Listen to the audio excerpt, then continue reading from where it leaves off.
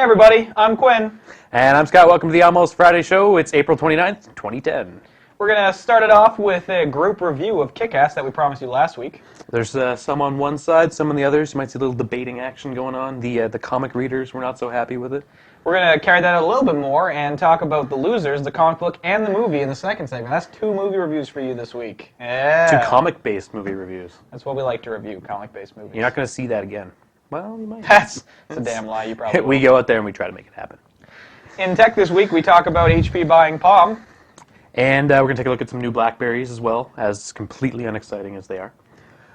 Then we're going behind the lens, and we are checking out a kind of what I thought was an SLR, but isn't. Surprise. Fuji Hammer. And in Mad Science, we are talking about... Robots? What else is new? Well, Sean, robots. It just kind of... End of the world. Yeah. We will take over. Sean, See, that's the robot he already programmed, and it's out to get us. He's... But new for this week, Scott's bringing us a little bit of beverage action. So I'm a big beer drinker, and when we were designing the show, I was all like, I'll have a different drink every show. And then Quinn was like, dude, you should talk about the different beers. So I went to the Lickbo and bought like a pile of completely weird and random beers. So I'm starting off with a Canadian beer today. This is Alexander Keith's Dark Ale. It's not their stout. They have a stout. It's been out for a little while, which I don't like. This is a dark ale. It's actually kind of nice.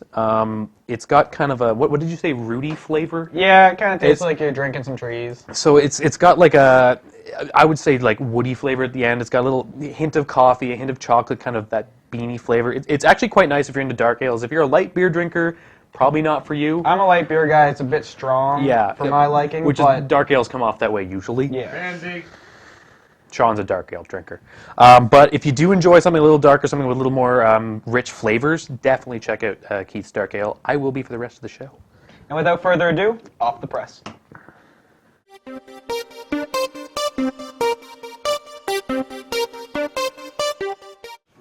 Hey, and welcome to this week's Off the Press. Before we start the Kick-Ass review, we've got a couple of things to talk about.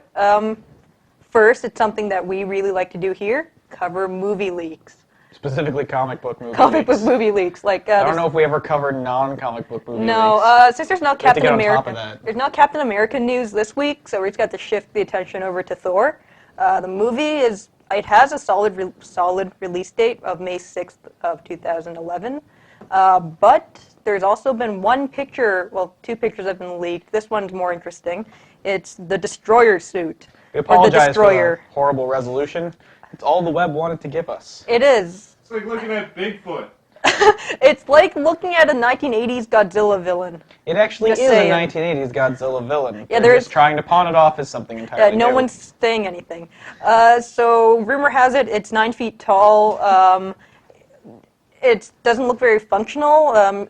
In the more zoomed out picture, it's held down by sandbags. I bet it makes a hell of a cappuccino, though. It probably does. I bet my dad wants to get one as a cappuccino maker. 9-foot tall cappuccino maker. Oh, I don't want to know where the cappuccino comes out. Ooh. Already No. designed it in my head. It's terrible. Anyway, so spoilers? Maybe, possibly? We don't know.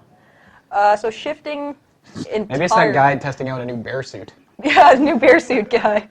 Someone thought it was Thor, and the dude's like, no, I'm just testing a bear suit today. Oh, actually, before we move on, speaking of Thor, Entertainment Tonight, a couple weeks ago, they posted that Thor official pictures of the costume is going to be out in a couple weeks. So Sam's very excited, clearly. I'm pretty excited. But, For those of you who whatever. don't know, Sam has a tattoo of Thor on her leg. I'm awesome. So when this movie fails terribly, she'll probably cry for about a week. Nah, not the comic book movie. I have no expectations right now. So, shifting the focus Jaded, entirely. definitely You like sci-fi, right? Yeah, especially when it's, in a pan being cooked. That's stir fry. Oh, yeah. I always get those two confused. Well played, sir. Well played. So something that I really like, Sci-Fi and Food Network. That's like what I watch. Together at Last. So the Sci-Fi Channel in the States has put together a show called The Quantum Kitchen. It's going to be hosted by Top Chef alum Marcel Vigneron. of Vigneron. I've never actually heard it said. I've seen it written a couple of times just on the show. It's likely French. It's very French. This guy's a douche, so I don't know how well he's going to carry off a show, but Not that we're passing judgment or anything. No, not at all. But judging by the press release, the show seems to be something along the lines of Dinner Impossible, where Marcel's company is tasked with like doing an event, and they have a challenge where it's mostly going to be a theme event, like retro sci-fi event, or like the goth wedding event or something. I'm just excited for when they decide to do the Aliens ripoff, and they're going to have a cow with another cow ripping out of its chest. You know, that's what's going to happen. It'll be pork at pork. Actually, those are pigs, so, you know, whatever works. Maybe it'll be a different animal inside of it. Okay, so I'm not sure how this is going to work, especially for the Sci-Fi Channel. I just have a Just feeling saying. that, like, all the food's going to look slimy and green. Or blue. Slimy and blue, you know. Soylent Green is people too. Uh-huh. Soylent Green isn't food.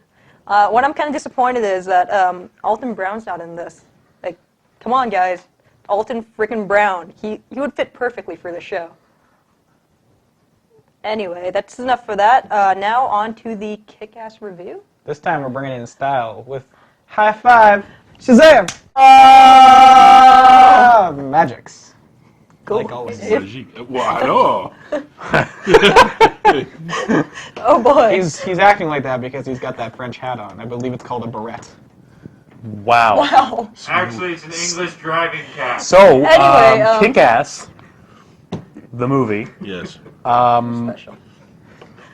I know it's a beret. Let's just move on. We All did. right. We did. Oh. Yeah. I'm always late on the ball. Dave, first impressions? Disappointed.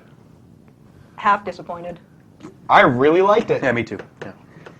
There's a dividing line right about Right here. here, yeah. It's right about there. I'll punch you guys. Now, okay. Would you like to know what divides this line? Yes. They read the book. We didn't. It's on my desk. Yeah. If that helps. Get on that, Scott. Yeah. Then maybe your mind will get changed. So reasons why you didn't like it based on the fact that you read the book.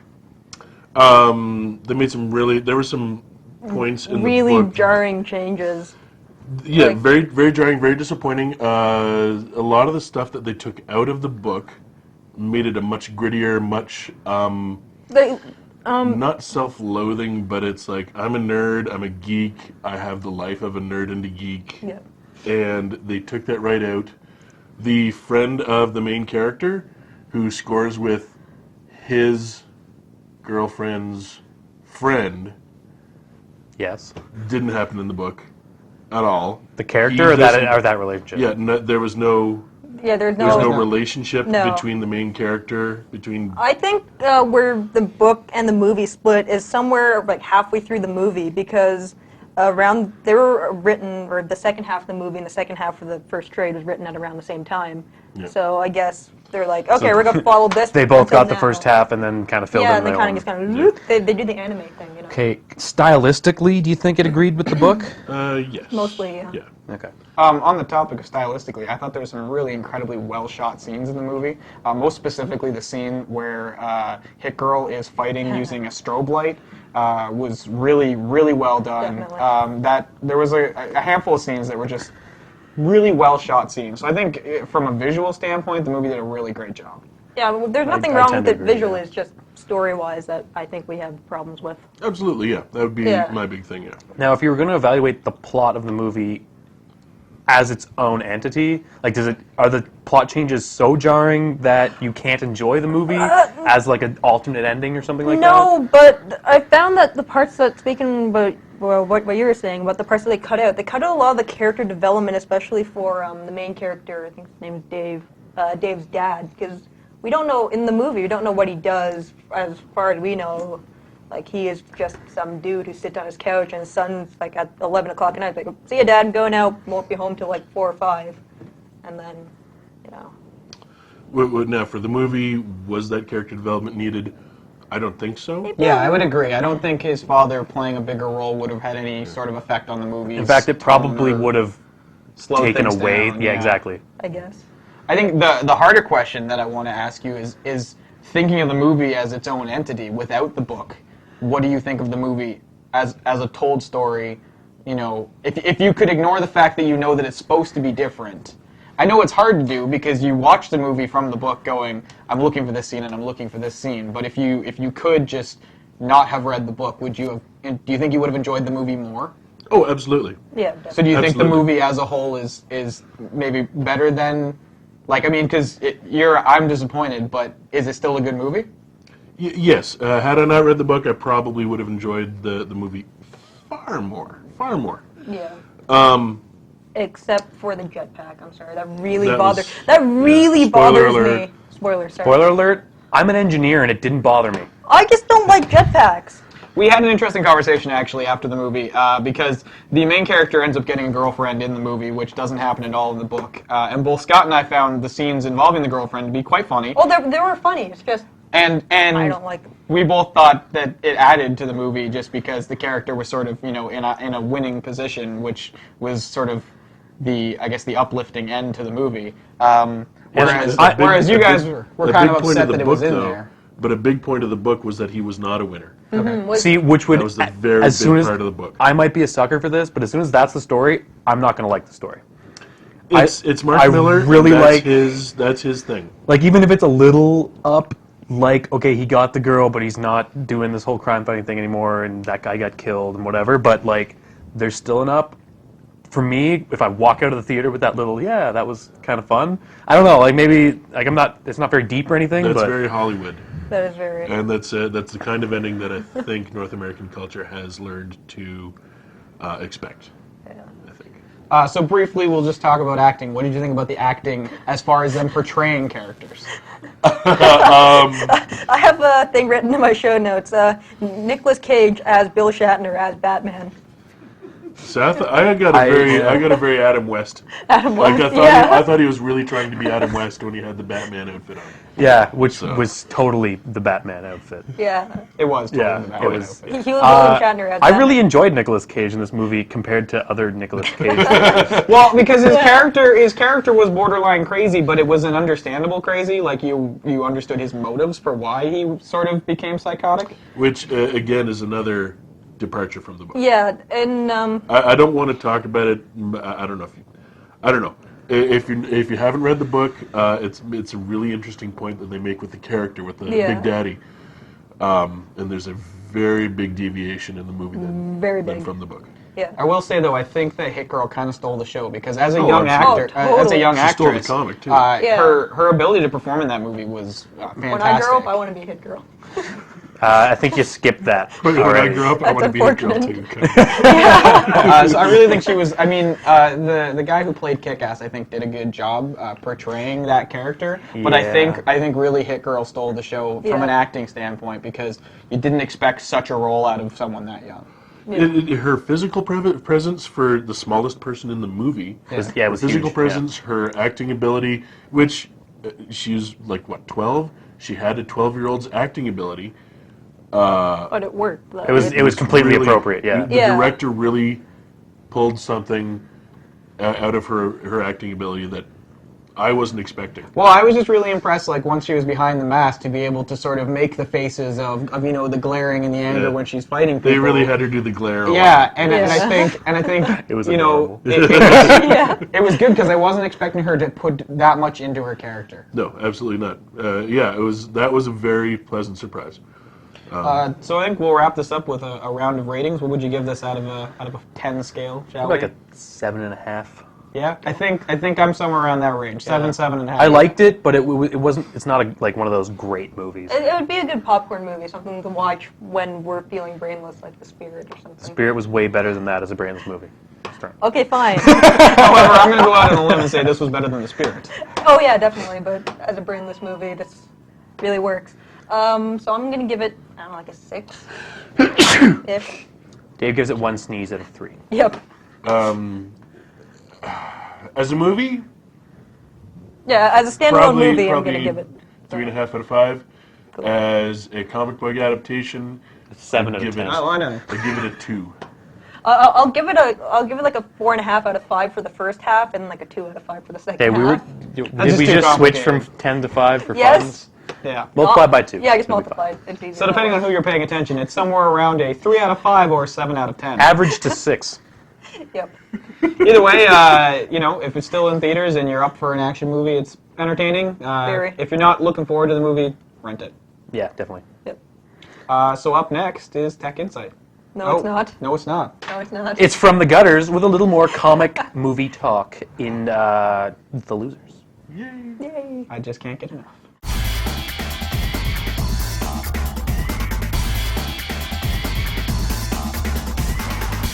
This is From the Gutters. I'm Dave, I'm Sam. and this week we're going to be reviewing The Losers. Volumes 1 and 2. Yes, it's an amalgamation of the two books that In they one released convenient book. in one convenient bigger book. Yay. This is they released this book just prior to the release of the movie. Yep. As you can tell by the now major motion picture Yes. tag on top. That really tacky thing, which I really We don't talked like about that. books. We talked about it before. I'm so unhappy about it. Anyway, Moving on.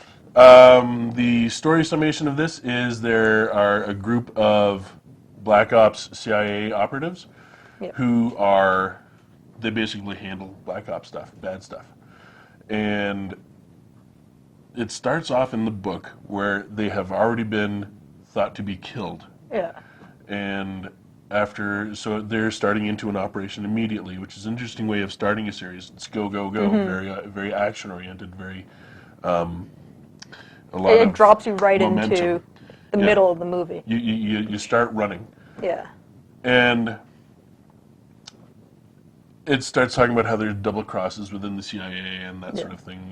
There's this enigmatic character named Max who's pulling the strings, Mm-hmm. and there are a lot of different things that are happening. It goes through basically their first operation. Yep. Then there's a time where they all take a little bit of a holiday and they visit their families and that sort of thing. And they haven't seen their families or significant others since before their false death. So they've been away for, I think one of the characters says, for a couple of months. Yeah. Yeah. And then in the second volume, it gets more into the end act where they're kind of situation where they finding the Max guy finding and Max, dealing with him, blowing stuff up, stealing stuff. more blowing stuff more, up, and more shooting people and all that fun stuff. yeah. The artwork is done by someone named Jock, and I really like it. yeah, It works. It absolutely works really for the writing. works. Absolutely, it's not scratchy, but No, very blocky. It's stylized. There's another artist. When I was watching the movie, I thought this totally had to have been illustrated by Tom Coker, and he's done work on stuff like Blood and Water. He did one of the global frequency issues. Kind of reminds me of like Hellboy, kind of, except a bit more. It's more. got that, Yeah. It's another step removed. It's one more step cartoony. Yep. I would say Definitely. less faithful to reality. The Tom Coker stuff, he takes photographs of models and then draws them to create a page. This guy I don't think does work with models. But he has that same illustrating mentality. So I really enjoyed it. I really enjoyed it too. Now, all in all, what would you All say? in What would you give this book? I haven't actually finished it. I'm actually about 2/3 of the way in. So far, I'm going to give it a pretty good out of a possible Pretty good out of a- crappy, excellent, fantastic. So it's a pretty good. I'm going to give this book a B. All right. So that would be a good. Approaching B plus. That'd be, okay. So I would say a really well done book. Andy Diggle is the writer. I forgot to mention. I thought he did a really The good writing's job. pretty solid. The momentum it's well paced. It really does clips keep along. You, Yeah. It really keeps you engaged in the book. So all in all, B, Yep. verging on B plus, Yep. and Guess I'll give it a B. now we're going to switch to the movie, and we're going to bring in Movie. Mr. Quinn, who has not read the book, But he's seen the movie. but he has seen the movie, and we're going to be using Quinn as our sort of secondary source here. Yeah. Now, both you guys, though, now I know you saw the movie before Yeah. you read the book. Yeah. And Yes. did you see Same the here, same here. So, Okay. so you went into this slightly differently because it wasn't like Yeah. I'm expecting something. It was I'm going to go watch this movie and then I'm going to see how it relates to the book. So, I'll just say very quickly, my opinion of the movie is that it was good. It wasn't excellent. It had some really good scenes. Chris Evans was hilarious in it and really did steal Chris the show. Evans' character is actually very true to the book. I really like his character in the movie and in the book. And so he was really a good reason to watch that movie. He's man. quite funny. As well, the bad guy Max is portrayed really well in the film as just being this guy that's like, I have all kinds of power. I don't care what you're doing. I'll get back to you somehow. That wasn't a chuck him over the cliff nod. Yeah, exactly. There's a scene where one of these guys gets thrown over, and he goes, "Why'd you throw him over?" He's like, "Well, you gave me the nod." And he goes, "That wasn't the throw him over the cliff nod. That was the punch him in the face nod." And it's just that kind of banter that he's like, "I have so much power. I don't really care what goes wrong. I'll just fix it somehow," which really made him a funny bad guy. Yeah. It made him a very, oddly enough, comic book bad guy. Oh, very. Yeah. And that was one of the interesting things I was thinking about earlier. It's Max's performance. The actor who performed Max was a very comic book based bad guy. Yeah, the evil villain. You know, he was like a cackle away from being a satire of a bad guy. Yeah. What I found about the book versus the movie is that there are scenes from the book that are in the movie. Yeah. It's just, I think they just rearranged it for better for better movie watching. They sort of Caesar saladed the. So, since you guys both saw the movie first, how did you like the movie when you saw it? I really enjoyed it. I didn't even expect to see it the day that I went out. I showed up, and The Losers was there, and I was like, I didn't even know that was out. So I saw it completely on a whim. And it was seeing the movie that inspired me to read the book. Yeah, me too. So how did you find the movie? I was expecting it to be crap, and I got a pretty entertaining 2 hours. So then, in comparison to the book, how does it play for playing the book properly? I think I would have enjoyed the book more had I read the book first. Yeah, absolutely. Yes, because Would you have enjoyed the movie less though, if you had read the book first? All the people that I know who have read the book and then saw the movie felt almost the same way as I did about Kick-Ass. Okay. They were like, "What? Yeah, what I the think hell? What were they even thinking?" I think the absurd points in the movie that aren't in the book, I would have still found pretty absurd, and I would have been still Like living the what sniper fuck? scene where Chris Evans is like, Oh, I love that. No, I love that. That was awesome. Like It I is, really enjoyed it, yeah. and they took that They not right really, out, but they it was really played it it was up. pretty close. Yeah. So would it be safe to say maybe that the fact that you saw it first as a movie allowed you to enjoy the movie Very better much then? so. Very much Yeah. so. Okay. Would I rather have read the book and enjoyed it more than having seen the movie and enjoyed it more? I think I would rather have read the. No, you know what? I would. I'm glad I saw it. I'm glad I did it the way I did. Yeah, actually, me too. Because I think if I read the book first, the movie would have been mostly, I would have nitpicked it to death, like Kick-Ass. All right. And Chris Evans in the movie, I thought did a great job in proving himself as a physical actor. Yep. In preparation for Captain America.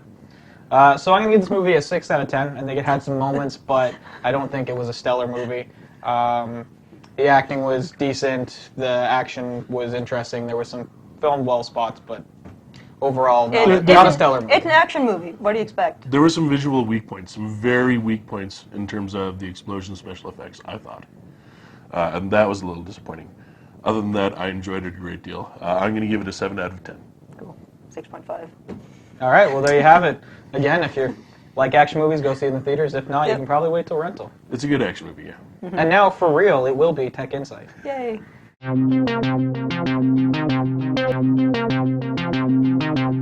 Hey everybody, welcome to Tech Insight. This week we're going to start with a decent amount of mobile news, I'm sure. It's been a pretty busy week for tech news, so we're going to try and get through as much stuff as we can for you. First off, RIM had their big mobile conference thing they have every year. Kind of disappointing. I was really looking for a really sweet slider touchscreen BlackBerry, one that I would want to buy. So they released 2 new BlackBerries. They have the Bold 9650 and the Pearl 3G. Surprise, they look almost identical to previous models. Yeah. You know what's not identical and what's not smart? And this Well, is okay. me? Well, just physically, yeah. it looks like a Bold 9700. Yes. Surprise, it's a 9650, right? Yeah. It is a remodel on the Pearl compared to previous Pearls, but again, it's the same styling as the other BlackBerries. And the Pearl's apparently coming in 2 different keyboard layouts depending on what you Yes. prefer, because Okay. the original Pearl used not this keyboard, but the newer, smaller keyboard. So now they've kind of made this one a more of a QWERTY keyboard in comparison to the last one. So apparently It's users will have a choice. your preference. Between, exactly. But it's not a switch on the fly kind of No, thing. No, You it's, see the you buy thing- one, you get stuck with one. Yeah. The But thing that anyone bugs me, coming from an though- older Pearl can stay with the keyboard they're used Yeah. to, or someone new Can go try with it out. the keyboard that's probably more usable. But you know the thing that always bugs me is the type of keyboard they switch to, which is the 2 letters on each key. Now I mean, that's- I get why they do it. I do understand They can't it. do one letter. Yeah, I know. It doesn't I know. make sense. I get why they do it, but it's that's always bugged me. That is why I would never buy a Pearl. Yeah. But a lot of people have them. Yes. Nothing big on the change. The Bold 9650 is not a 3G. 3G. It's a EBDO phone. Yeah. So it's not on HSPA. It's on CDMA networks. So it's kind of to replace the Tour, which is almost the same, but it doesn't have that new optical trackpad. So that's pretty much what we're looking at here. Nothing crazy. I mean, it's got Wi-Fi. It's got GPS. It's got almost the same as the 9700 in specs wise. The Pearl itself, okay, so the Pearl has wireless N, Yeah. which none of the other BlackBerries, including the 9650, have. Explain that one. It's not a big screen. I don't know what you'd get, but they have it in there. Cool. It's one of the first phones shipped with wireless N, so that's cool.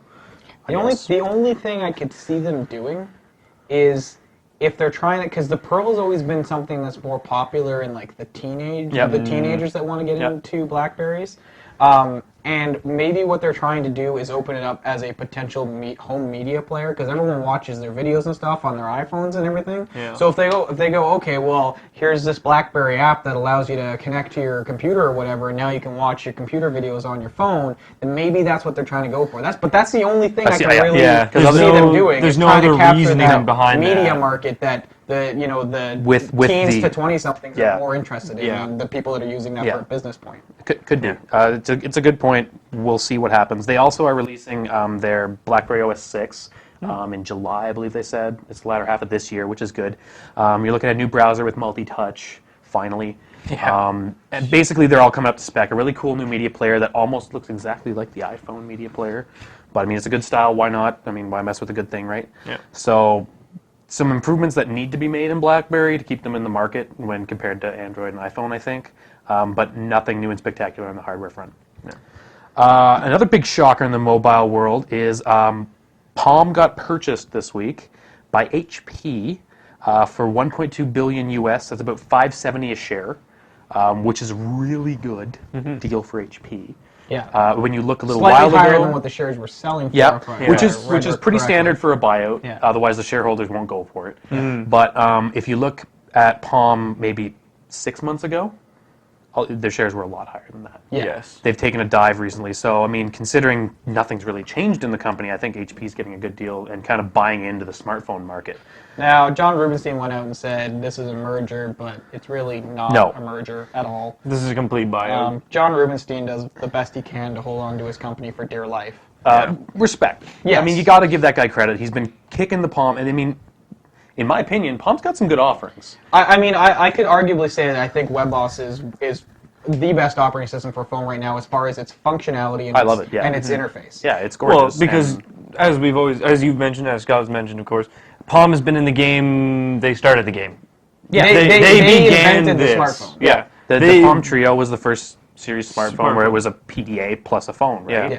And so, I mean, to see them out of the market completely would, I think, not make any sense. It'd be a strange one. A strange So turn. I really don't want to see HP turn this into a Compaq acquisition. Oh Yes. God. Because HP bought out Compaq a while ago, and they've done literally nothing with that business. And the iPad is a terrible device. The iPad was a bad device to begin with. Yes. It was never good. The iPad is like a competitor to the Palm Pilot back in the day, running Windows Mobile. Did they have phone integration? No. No. They They did did. They did eventually. later Okay, on, yeah. but even then it wasn't. But it good. wasn't a big seller like the Trio. Yeah. Now, what I'm excited for is that HP has come out and said that they are interested in putting WebOS on tablets, which I think would make a great tablet operating system, Yeah. especially since all these tablets are now touchscreen. It's a really WebOS is one of the best designed operating systems for touch because of its panel swipe system and everything like Yeah, that. for sure.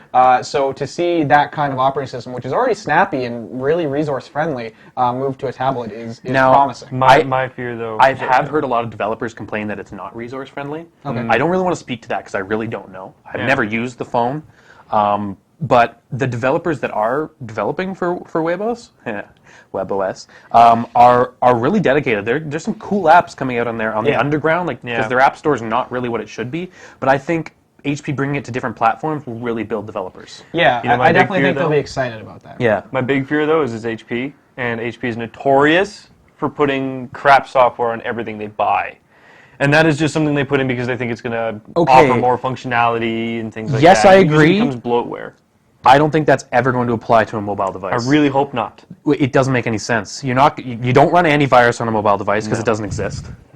So, I mean, maybe they'll put. It's just I'm seeing what they did with the iPad when they really started getting with it. They started putting on HP things. Well, like, they started trying to skin it, which is yeah. what you do with Windows Mobile, but HP didn't have the experience to do it. No, but what they did was they added some things on it. Like they added a photo editor.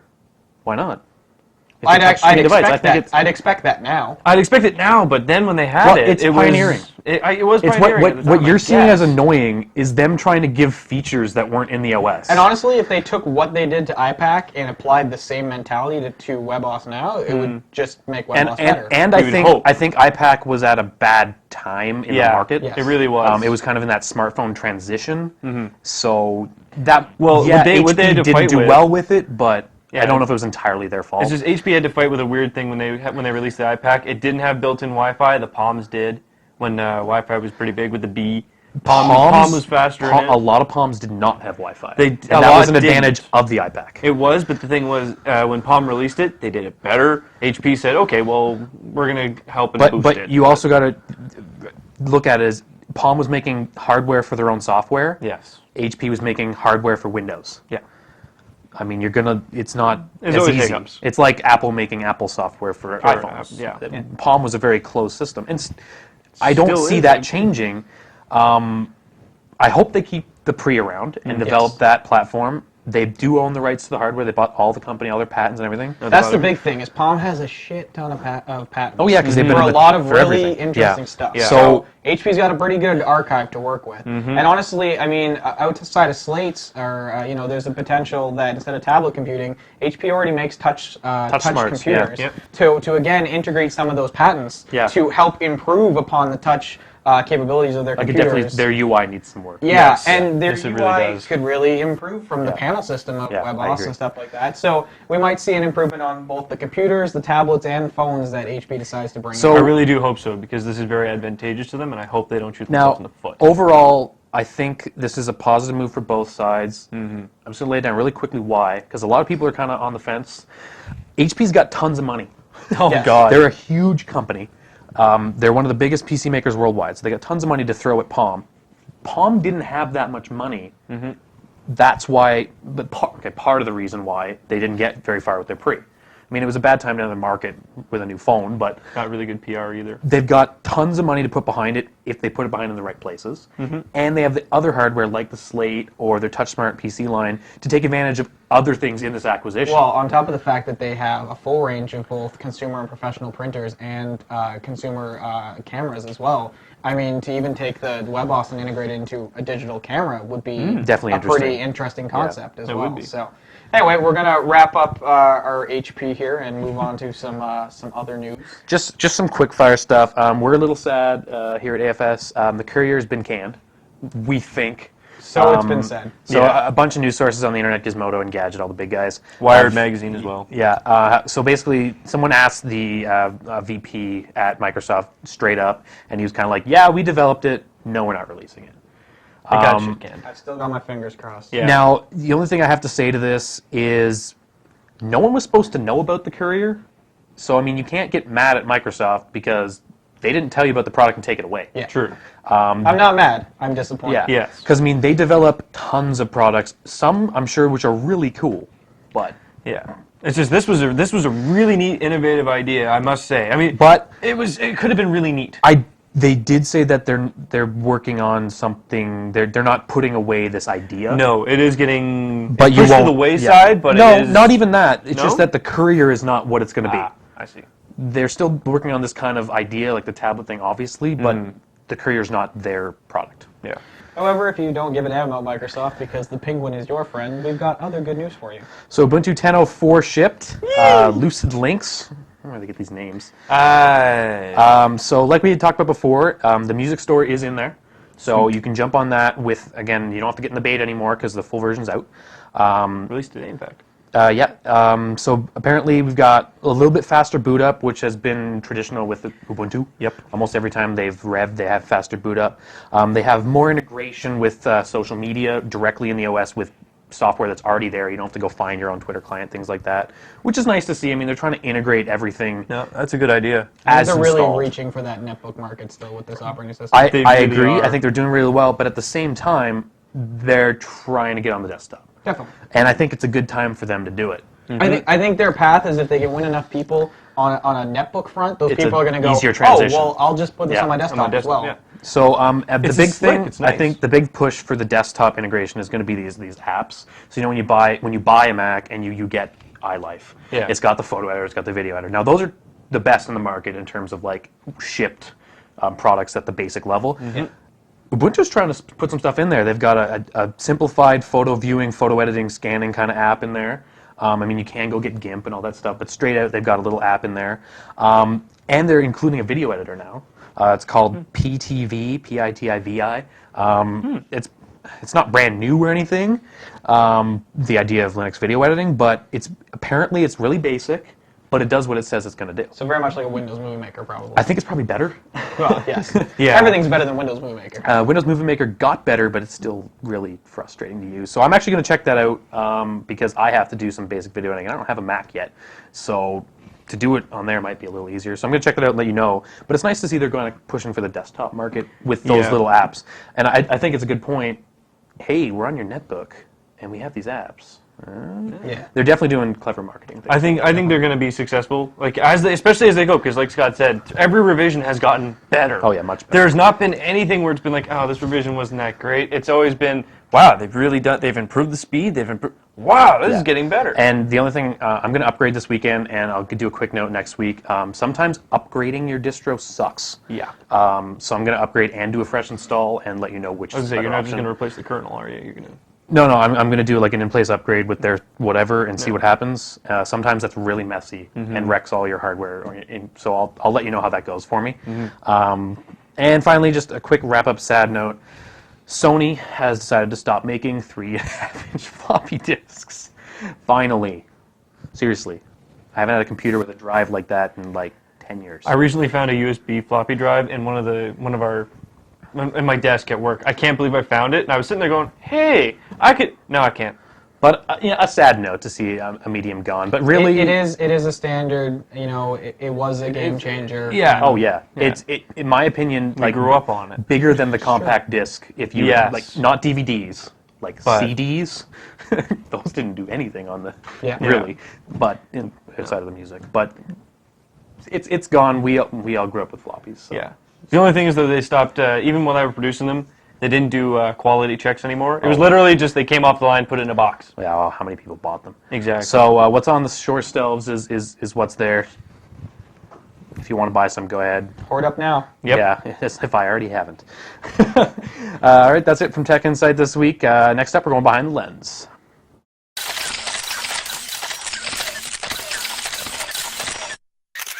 Hey everybody, welcome to Behind the Lens. We're talking cameras and apparently flying cameras. Yeah. Last week we talked about the RC car that had a camera on it to go take pictures of animals Safari, in yeah. the Africa. Yes. Very cool. This week, instead of putting it on the ground, we're going to put it in the air. We've got a cool video clip of a guy who basically built an electric helicopter to mount a 7D on a pivoting head so that he could do basically aerial videography. Very cool, yeah. Specifically built it for the video because it'd be really pointless to try and Yeah, take to take photos while stills. it's in the air. Yeah, I agree. But we'll show you a really cool clip. The clip I'm going to show you is he's doing a pan by of a kid playing drums in a field, and it's really a rather epic shot. And I really feel like this could be used in music videos. It's a and really things unique like angle that. that you don't really it's not easy to obtain unless you're doing this. And what's interesting is, the helicopter is probably, about yay big or something like that. But when you're watching the shots, you really feel like this was shot from, a professional helicopter with a professional video team, just because it's that motion that you get from a helicopter. He built the helicopter to be electric so that there would be less noise and less vibrations in the gas engine. Also, Probably there's no smart. oil spilling all over his expensive camera. Although he does say in the video that you do really want to know what you're doing for flying it, because that is about $4,000 worth of camera. They're lens not on there. easy to fly. Yeah. That's for sure. But we'll play a little clip for you here.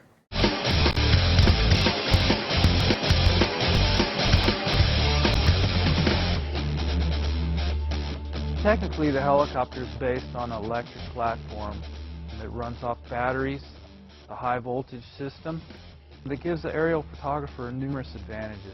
That is, there's very little vibration from electric motor compared to a gas. Also, it's quiet, clean. So that was pretty crazy. Yeah, you can check out the whole video. He's got some other shots with it and talks a little about the helicopter. Or read the article, as there's a big Q&A, because he did do it himself, which is pretty cool. Awesome.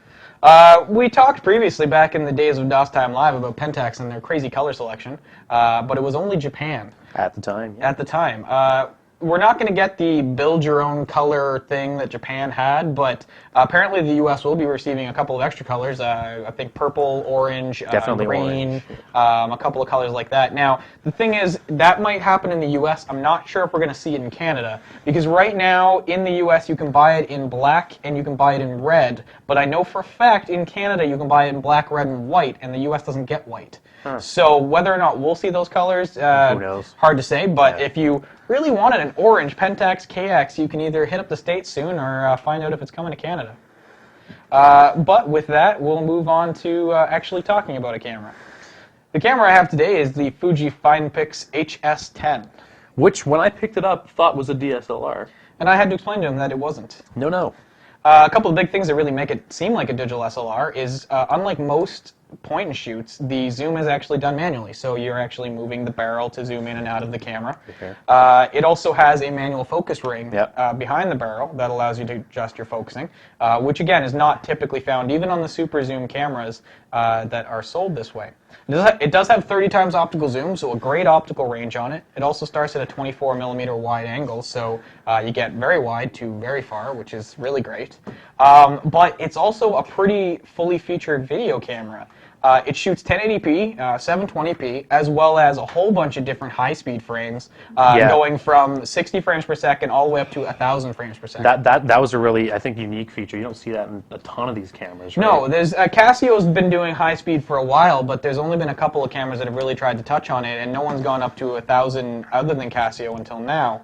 Now, I mean, at 1,000 frames per second, it's a very low resolution. Yeah, well, obviously. But it's really cool if you want to get that shot of an apple getting smashed or breaking a balloon or something. Or even when like you that. go up to 60 frames per second, you actually keep a decent amount of resolution. Yeah, definitely. So it's definitely a cool feature. Full manual controls in this guy, so shutter control, aperture control. Unlike most cameras with aperture control, you actually get a full range of apertures to choose from, not just a low aperture and a high aperture. It has a 3-inch tilt and swivel screen on the back, which is pretty handy to have. Very different. Yeah, as well as having an electronic viewfinder on the back. The viewfinder has a little little light sensor on the side of it that will recognize when you bring your face up to it and turn off the screen for you. And you can adjust the diopter on the viewfinder as well, which makes it a little better. Got a hot shoe on the top. You can put a bigger flash on it. So this is really geared towards someone who wants the form factor and the performance, the manual controls and everything like that of an SLR, but likes the fact that they can do video and have a lot of zoom and at a really reasonable price point. Yeah, so this guy's selling for $499. It's about $50 more than most of the higher zoom cameras like the Canon SX20 and the Panasonic FZ35. But honestly, the picture quality from it is really great. You get more features than those cameras give you, and you get a 2-year warranty with Fuji's, which are really great as well. So if you are looking for that higher performance, full full camera, the step before going SLR, I'd really suggest this one. It's building on the EXR technology that we've already talked about and have told you how great it is. So you won't be disappointed with the picture quality. And honestly, I think you're hard pressed to find any camera that gives you as much for that dollar value. No, guaranteed. Yeah. So I mean, you like how it feels. You like how it's. I really like the feel of shooting an SLR. I'm not a photographer, but I have big hands. I like big cameras. It's easier to work with compared to shooting a tiny camera. So I think it really gives you like a kind of happy medium. Yeah. It'd be kind of ideal for someone who wants that kind of look and feel like you were saying, but not necessarily want to shell out the dollar and not going to use all the different lenses and things like that. Yeah. So I definitely think it's one of my top choices for the super zoom cameras. If you're looking at it, go pick one up. And that's it this week on Behind the Lens. We're going to move to Sean's Mad Science. Science! It's kind of alive. Nah, it's still dead. Oh. Hey everyone, welcome to Mad Science with me and Dave. I'm Dave. Hi, I'm Dave, and that's Sean. He's got a hat now too. I do. I have this great hat. Someone came in today, or I came into the pod thing, and Sean was like, "Here's a hat." Need to have a hat in the lab. And then he made a little sound that was indicative of my acquiring a hat. Yeah, it doesn't matter. It's from an old game. No one really remembers what it was. But that's not what we're here to talk about. No, not at all. Tonight we're here to talk about instantly more robots. Instantly more robots. Yep. Incidentally, not instantly. Incidentally. Okay, because I was getting excited. Because instant robots? Yeah, come in a jar. Anyway, so first one that we have is humanoid robots, more of them. This is from Virginia Tech. These guys have made a very interesting robot they call Charlie, and it is so far basically the American version of the Honda robot Asimo. It's able to move freely, basically. It's very, very well balanced up top. Looks even more humanoid than Asimo does. They're working on better legs for it, incidentally, so it has better balance, better movement, more freedom.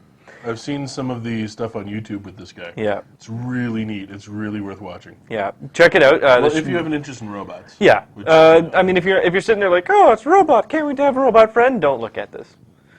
But if you have a huge interest in robots, so have a look at that because it's very interesting to see how they're moving along from just going from servo motors to actually moving to pistons for the legs. Mm-hmm. So they're trying to replicate muscle and sinew.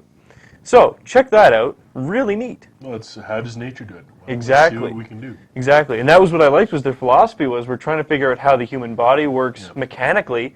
So why not try and emulate it with a robot and so we can learn even more through them.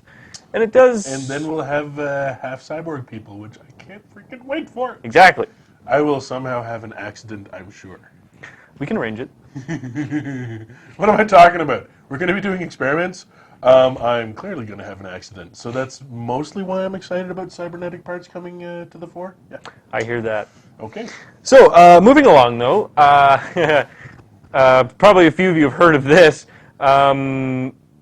DARPA and the American Air Force have released their, super secret autonomous shuttle into space. I heard about this, yes. Yes. Guess what? It's supposed to go up, and we're not sure what it's doing, what it's for, or when it's coming back. But it's kind of funny, like, why did we find out about it at all? Yeah, exactly. There's this thing that happened, but we're not going to tell anything about it. Yeah. So, and there's a neat picture of it. So yeah, they kind of just jammed this thing into the sky, and we're like, yeah, go look at space. It needs to be watched. You don't know what's out there. Watch it. Yeah. So, eat your heart out, Voyager 1 and 2. This thing can come back. Though, yesterday when we were talking about this, I was like, oh, so they've made Voyager. Okay, Star Trek, the motion picture. I'm just waiting for the big space cloud to show up and like ask Kirk for stuff. You know what I'm waiting for? Doesn't have. You know what? Just tell me. Well, I was going to be awesome. I was going to be very honest when I said this, but for this thing, I'm going to wait for it to go away, come back, and be like, yeah, it was life. They've augmented me. Well, that was Voyager. Yeah, exactly. But I'm expecting to be a little more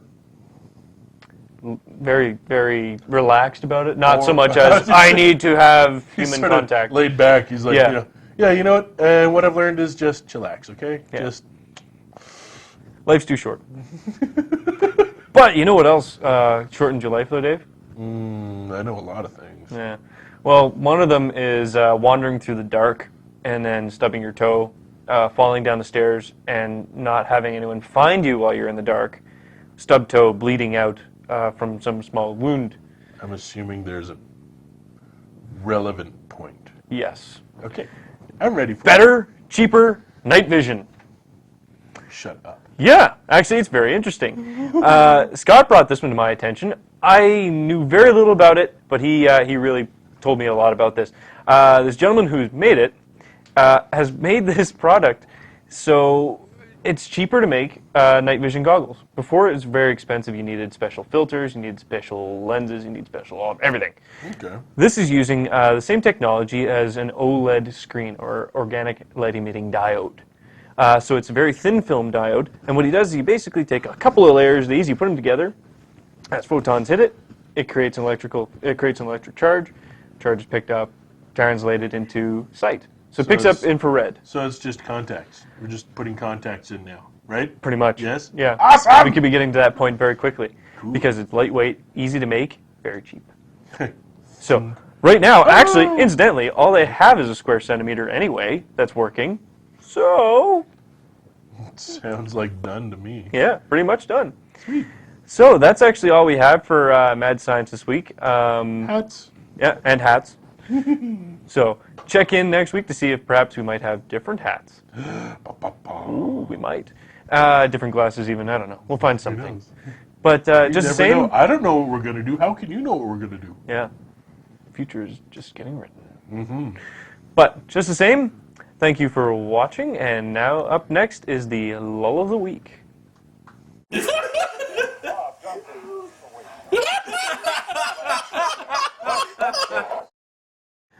Hey everybody, welcome to Law of the Week.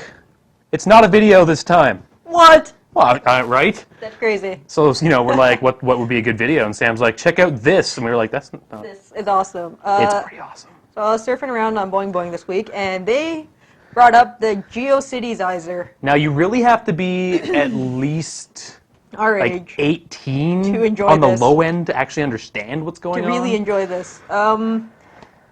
Picture yourself in 1998. You're 9 years old, and you want Okay. to make a website. Where do I go? Entire music player has nothing but MIDI. Middies. music. Where do you go? Yes. Well, you go to GeoCities. A magical, wonderful place called Magical, GeoCities. wonderful place. Where websites were composed in text files. And Internet Explorer was still cool. Yeah. And animated GIFs and middies. We're everywhere. So basically, this site lets you put in any current website, Yeah. and it GeoCities it up. So for the law this week, we decided to put in almostfridayshow.com, and we got this. Yeah. Yes, if this was animated, that little baby would be dancing. There is a MIDI in the background, I think. It switches up, I think, every it's time just you generate. random, But yeah. I mean, we got a little Oasis Wonderwall going on the first time. Yeah. Brought me back. There's a lot of hands pointing at links.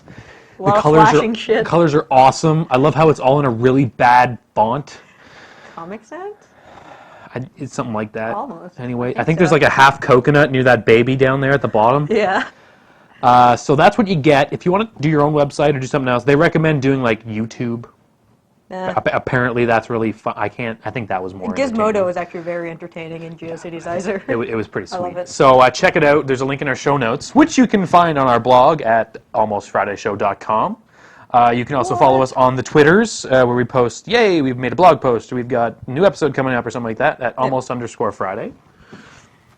You can find our stream at almostfridayshow.com/stream. We stream Thursday nights at around 9 p.m. Eastern Time until around 11-ish. Until whenever we end up finishing, depending on how many stupid jokes we make between Usually segments. around 11.